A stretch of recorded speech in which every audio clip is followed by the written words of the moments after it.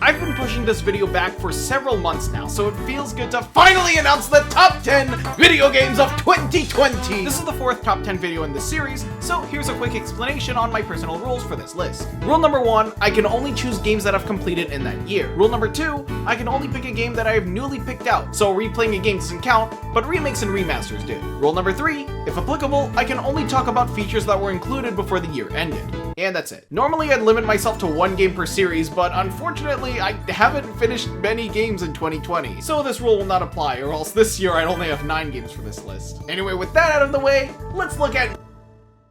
Putting this game on this list felt a bit weird since it's not exactly finished, but I technically made it to the end of the beta test, so I guess that means something. Genshin Impact is a strange game to me. One day I resent it for its terrible reward system and extremely repetitive gameplay, but on another, I also like it thanks to its amazing roster of characters, great visuals and scenery, as well as its story and lore. I feel like a lot of my gripes with the game came from wondering where all the Breath of the Wild inspired features were, mainly the adventuring aspects and all the little distractions to fill the open world with. The game had a big Breath of the Wild clone name attached to it, leading to the release of the first public build, so that didn't really help with those expectations much. Because of this, I was just so used to expecting this to be a Breath of the Wild clone that it wasn't until I sat down to write the script that I realized that it's not.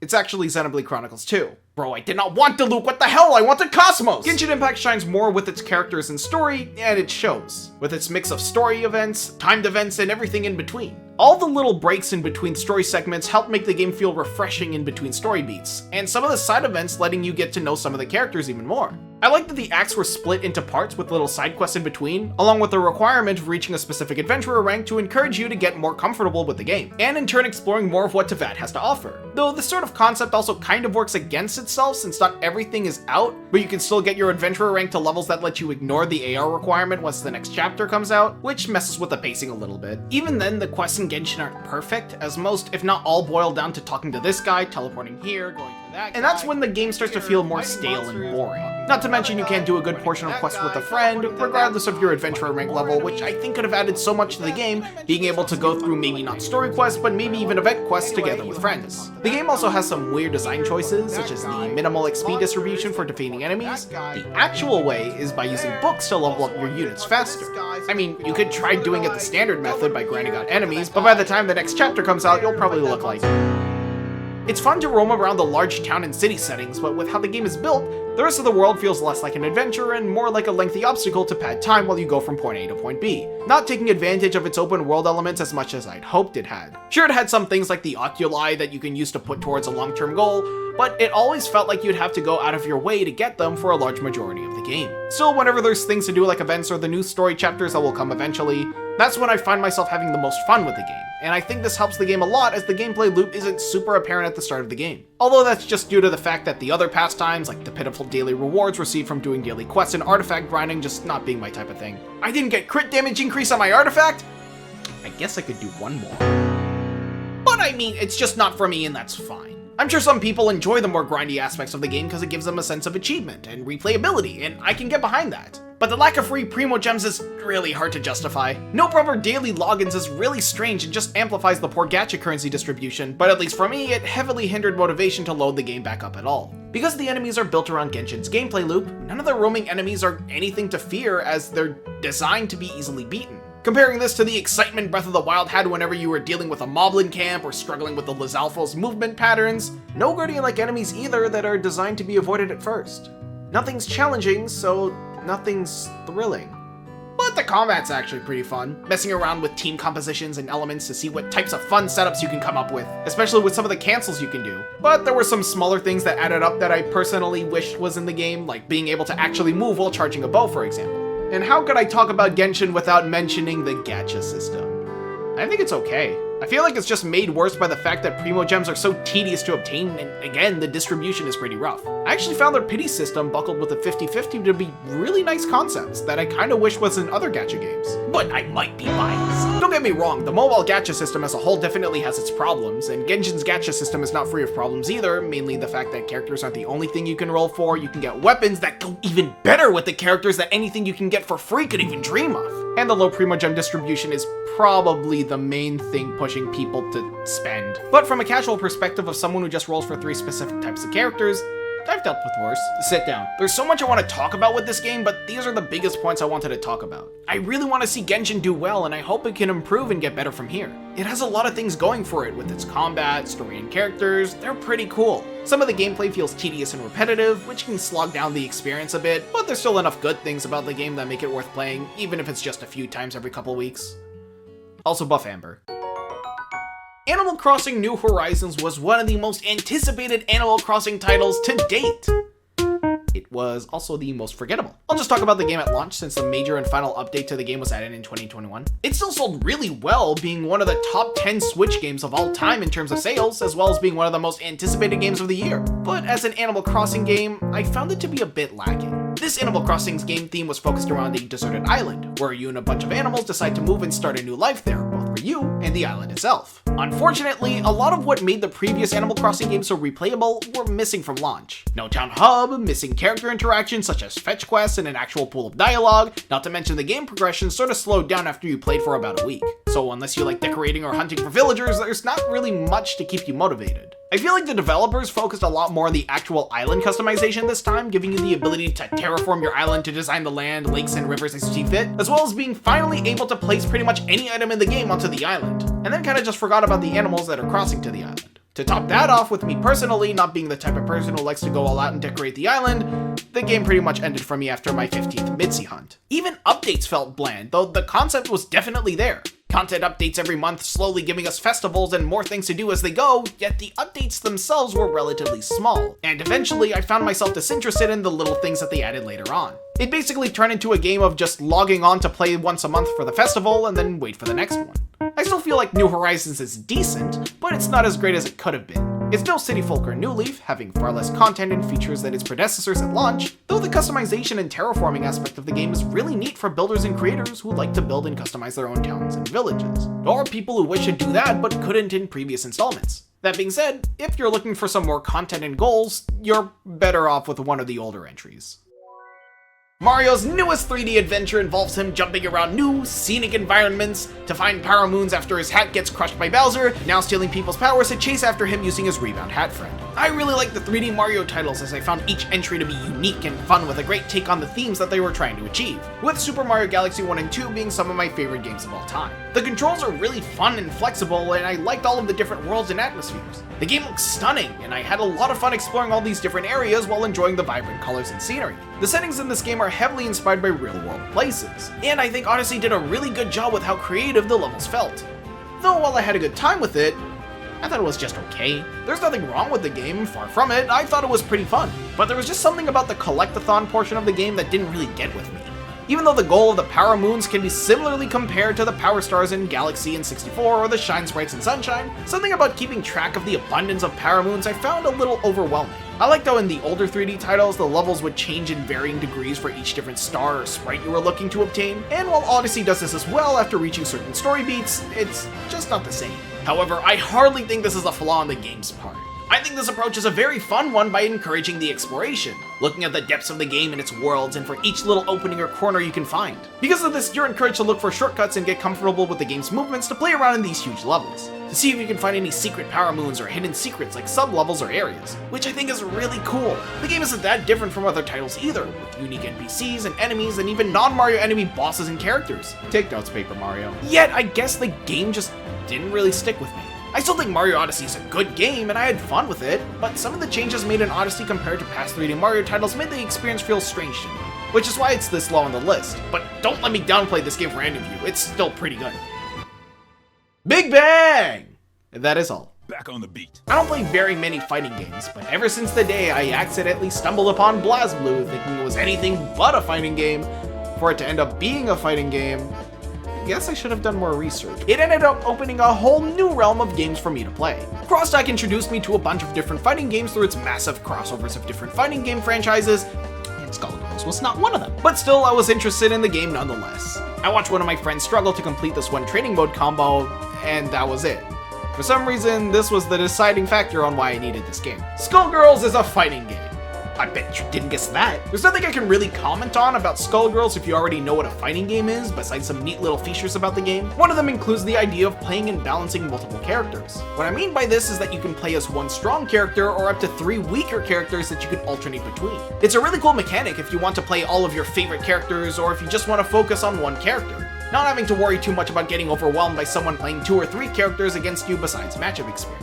There's also a story mode that goes through each character's individual paths, and it's really interesting to see that every character has a different take on the story's key item, the Skull Heart. Skullgirls is a game that I enjoyed for its fun and diverse cast of characters, the neat hand-drawn style, the multiple fighter team system, and the story mode. And funny Tuba Man. Back on the beat. I completed a game, didn't exactly win one. Unfortunate buffer to jump!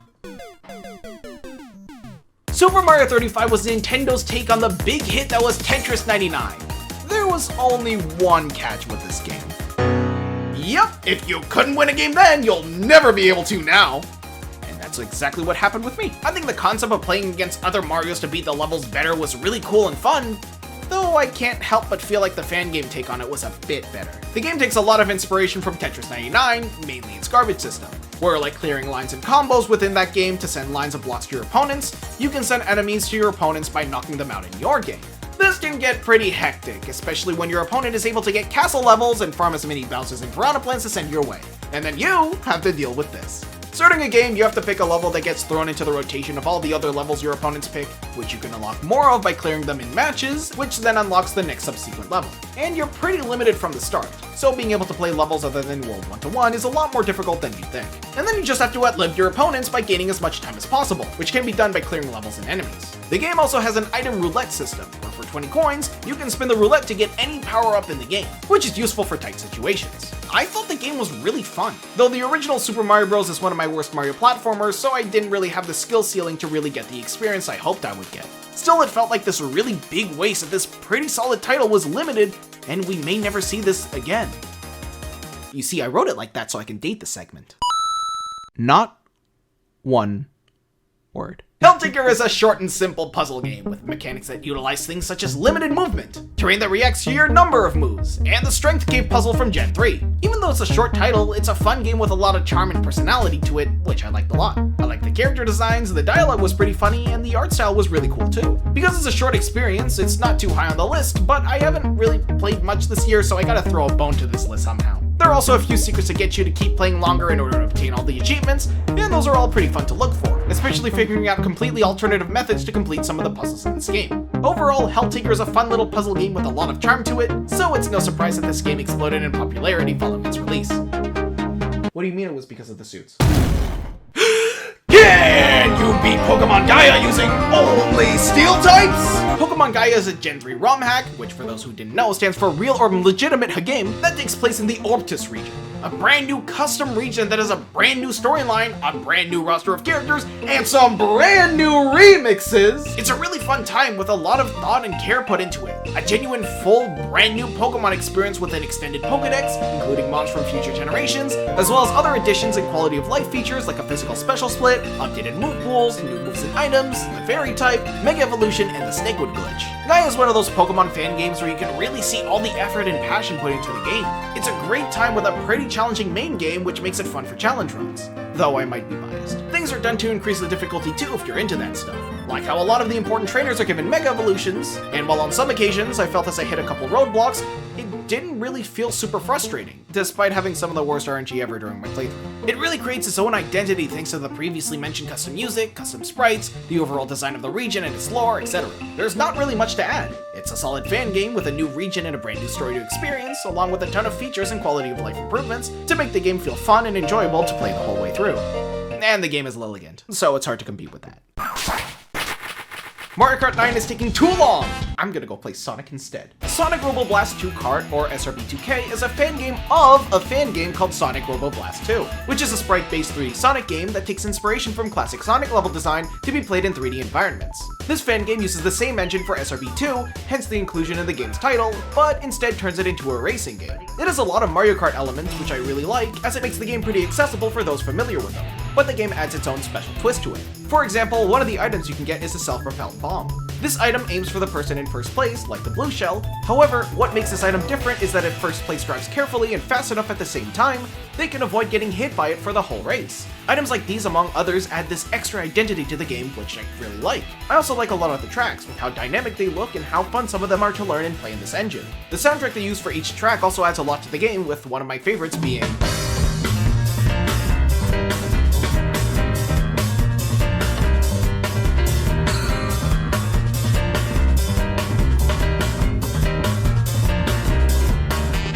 I'm still not as proficient in this game as I am in Mario Kart, but it's definitely one of the games on this list that I want to play more because it's genuinely a lot of fun. This fan game is very impressive with a lot of charm and polish being very apparent in this game. Once I got the hang of it, I found myself liking the gameplay a lot, and the modding support with extra character and track support adds a lot to the experience as well to let you play on a bigger track list as whatever character you like.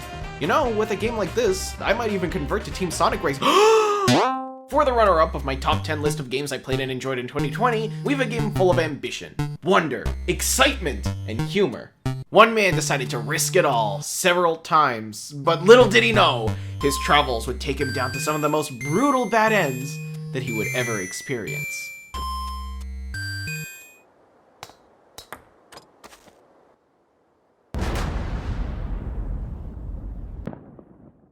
The Henry Stickmin series is a game that I played when I was a kid on Flash game sites, much like many other people my age at the time. With the removal of Flash and an extension Flash games, the game collection was a preservation and a celebration for the series as a whole, including one brand new final episode for the fans to enjoy. The games have all these twists and turns to subvert your expectations with a lot of charm and humor put into every route and ending you can discover. There's just something fun about these games where you want to go back and try every route to see all the different endings as well as the bad ones. Seeing how many references they can fit in this game and how many you can recognize is also one of the main draws of this game as well. Oh, that's Advance Wars! The game also comes with little side goals like identifying and looking for every single character in the game or its own set of achievements, which helps with replayability even if you've already played the originals before. It was a nice trip down memory lane, revisiting all the Henry Stickmin titles and even playing some that I somehow missed for the first time. It's not a super long game, but it's one that I had a hard time putting down with how much fun I was having. It's just a very silly game about an average little stickman who gets himself in weird, crazy situations, and you just never know what might happen next. Phantom Hourglass is one of those Zelda games that you either love or you hate. It's a top-down Zelda game where you control with your stylus, boat for like a third of the game, and then Ganon isn't even in the game besides the opening cutscene. What a sin of a game. But I actually like this game, just like all the other games that give me the title of Bad Taste Connoisseur. So of course I'd put Spirit Tracks in number 1. Its story is far more charming to me than Phantom Hourglass's, with a far more established setting and better characters. You get to play as a version of Link that's also a conductor, who gets wrapped up in royal family business after Princess Zelda gets captured, only leaving her lost ghost behind. Because ew, this corpse has a soul! A brand new soundtrack created from the ground up, don't look at me, that fits the atmosphere of wonder and adventure so well, which is definitely one of the strongest things this game has going for it, in contrast to it being one of the weakest parts of Phantom Hourglass. The train segment is a weird topic, as it's a very limited mode of transportation that can make getting around the overworld feel frustrating at times, but I actually didn't mind it as much as I thought I would, since it made the overworld feel more like a puzzle, even more so for some of the story beats in this game that make you take the long route. And oh boy, I do like puzzles. I've definitely had my frustrations with it for sure, but I've learned to enjoy it over time. However, I felt like the overworld felt really barren once you only had the same recurring enemy types to look out for, compared to Phantom Hourglass, which had extra enemies like Jolene, who would pop out and cause you to reroute or face her head on.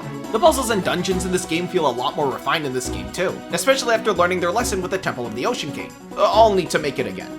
But this time you could skip to the new levels. Even the other temples had their own theming and sets of puzzles, with new tools to use, and they all felt so different, unique, and fun, but still including some existing ones like the Boomerang, which helped make the game feel like a proper sequel experience for those who enjoyed Phantom Hourglass. I did feel like some of the puzzles, mainly the ones at the end of the Tower of Spirits, were really long and drawn out for the sole purpose to pad out game time though. And how can I talk about Spirit Tracks and not even bring up the actual best part of this game, Princess Zelda herself? Her dynamic with Link was super fun to watch, and I really liked seeing their little interactions as the game went on. She was charismatic with a strong presence, and it was really cool to have a storyline where Zelda had a constant important role in the duo's journey to save Hyrule together.